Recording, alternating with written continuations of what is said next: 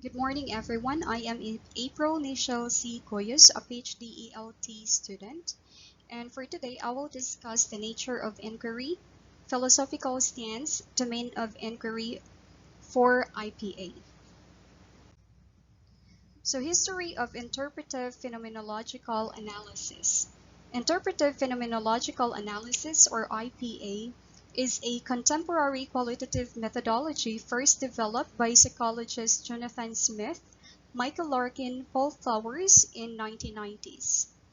To investigate the complexity of people's experiences, Dee devised this methodology, and it was created since there were no organized methods for phenomenological studies at that time. Now, instead of focusing only on the actual events as they occurred, the research teams developed IPA to examine how people perceive and comprehend these phenomena. Now, what is interpretative phenomenological analysis, or IPA? It is a method designed to understand people's lived experience and how they make sense of it in the context of their personal and social worlds. And this is according to Smith of 2009. IPA supports the exploration of how participants make sense of a given situation or experience in context. Therefore, IPA is concerned with understanding the context and exploring individuals' relatedness involved with the world. Now, the nature of inquiry. IPA aims to examine in depth how participants make sense of their social and personal environments. It is an inductive research method that begins with specific examples and uses them to develop a broader theories. In IPA, researchers collect data from interviews and analyze it to uncover themes and meanings, helping them understand how individuals make sense of their experiences. IPA is also grounded in phenomenology. This branch of philosophy focuses on understanding how individuals experience the world and how we got about making sense of those experiences. In addition, it attempts to explore personal experience and is concerned with an individual's personal perception or account of an object or event, as opposed to an attempt to produce an objective statement of the object or event itself. Now, IPA is grounded in phenomenology because it entails a thorough examination of the participants' life world. Additionally, according to Conrad of 1987, it emphasizes that adopting IPA as a research method is a dynamic process in which the researcher plays a proactive role. While attempting to enter the participant's personal space and take on the insider's perspective, one is unable to do so entirely or directly.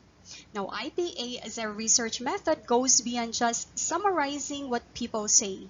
It tries to discern what the experience is like from that person's own unique perspective, and the personal meanings attached to those experiences and how they impact a person's social world are what IPA studies.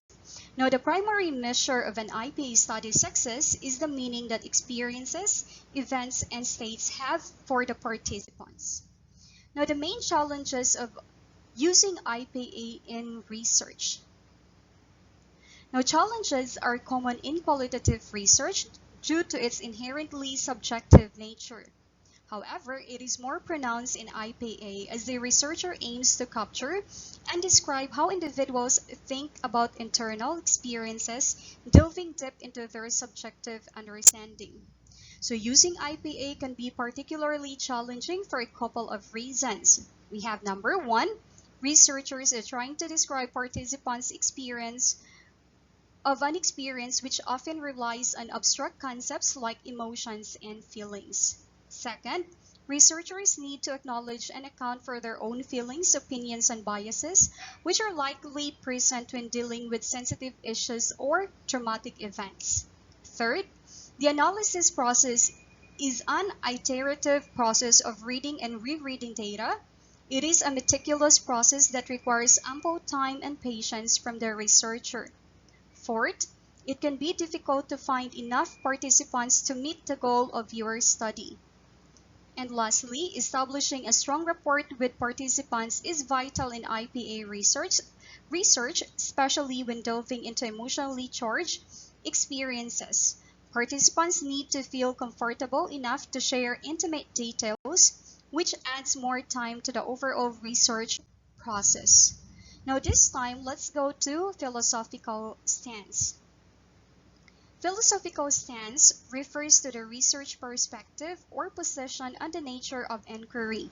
Now, this guides the researcher throughout the research process in order to formulate research questions, how to approach the research problem, plan how the issue can be investigated, identify what method to use in gathering and analyzing data, and the interpretation of finding, which are all governed by a framework of values, beliefs, and assumption. So the philosophical basis of interpretive phenomenological analysis, or IPA, are the following. So number one, we have phenomenology. Phenomenology refers to the study of human experience and the way in which things are perceived as they appear to consciousness. And this is according to Lundrich of 2007. Now, this endeavors to uncover meanings and through focusing upon participants' streams of consciousness, their thoughts, feelings, and memories.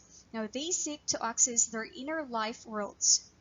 IPA seeks to understand the meanings individuals attach to human experience and is concerned with exploring experience in its own terms. And this is according to Smith, Flowers, and Larkin of 2009. It is devoted to learning about people's actual experiences by allowing respondents to share their own narrative. In their own words, participants are seen as the experiential experts. Next, we have ontology. Ontology, in the context of IPA, refers to the fundamental nature of being and reality. It explores how individuals understand and experience the world around them. When conducting study using IPA, researchers may explore the ontological aspects such as how individuals perceive and interpret their own experience, the nature of their interactions, and its impact on their sense of reality. Next, we have epistemology. In IPA, epistemology influences the researcher's approach to data collection, analysis, and interpretation. It shapes the way researchers engage with participants, ask questions, and explore the meaning, nuances underlying participants' experiences. Researchers who use IPA aim to uncover the subjective experiences and perspective of individuals rather than seeking generalizable or objective truths.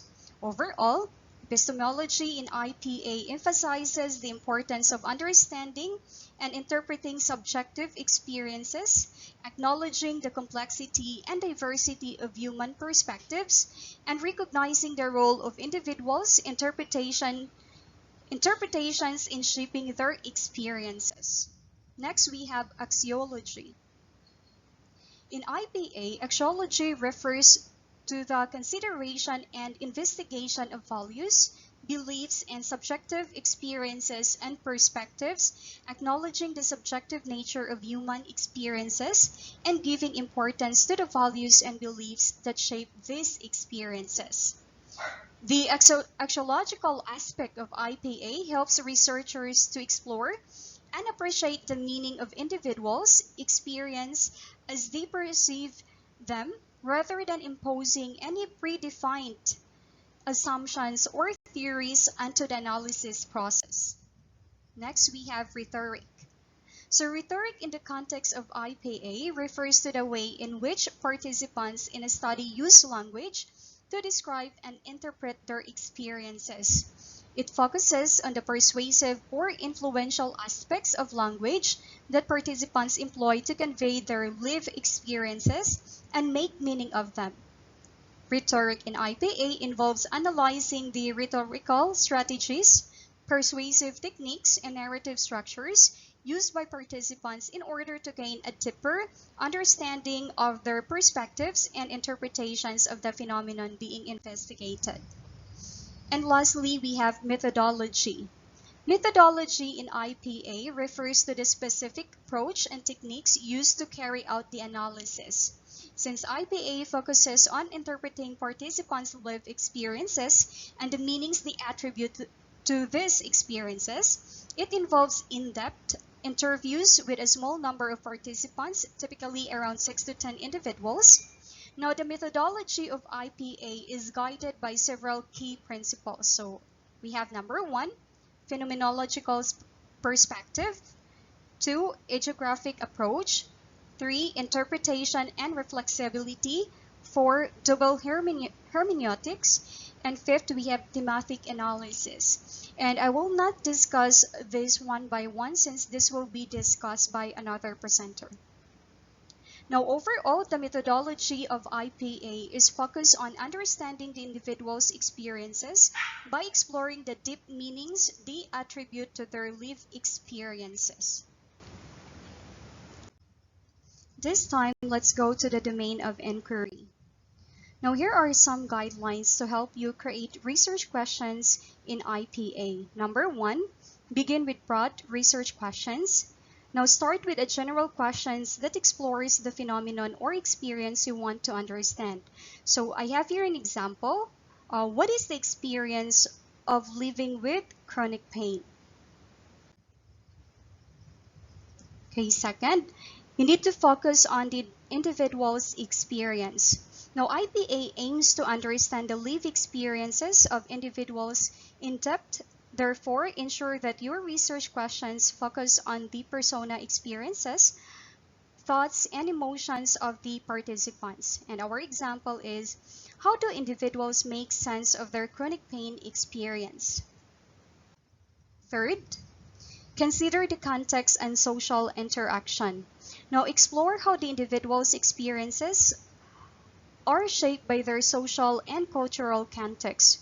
Now, research questions may explore the impact of relationships, societal norms, or cultural beliefs. And our example for this type of question will be, how do family dynamics influence the experience and management of chronic pain? Fourth, you need to include the subjective meaning and interpretation. Now, IPA seeks to understand how individuals make sense of their experiences. Therefore, your research questions should explore the subjective meanings, interpretations, and sense-making processes. Now, example, what meaning do individuals attach to their chronic pain experience, and how does it shape their identity? Fifth, explore changes over time. IPA acknowledges that experiences and interpretations can evolve and change over time. Therefore, consider including questions about the temporal aspects of the phenomenon you are studying. So, example, how have individuals' perception and attitudes towards their chronic pain changes over time? Number 6, keep the questions open-ended. Avoid closed-ended or leading questions that limit participants' responses. Open-ended questions allows participants to freely express their experiences and interpretations. Now, example question of this will be, can you describe your experience of chronic pain in your own words? And lastly, we have refine and narrow down the questions. Once you have a set of initial research questions, review and refine them to ensure they are clear, concise, and focused. Be specific about which aspects of the phenomenon you want to explore, and consider seeking feedback from peers or experts in IPA to improve your questions further. And thank you. That would be all.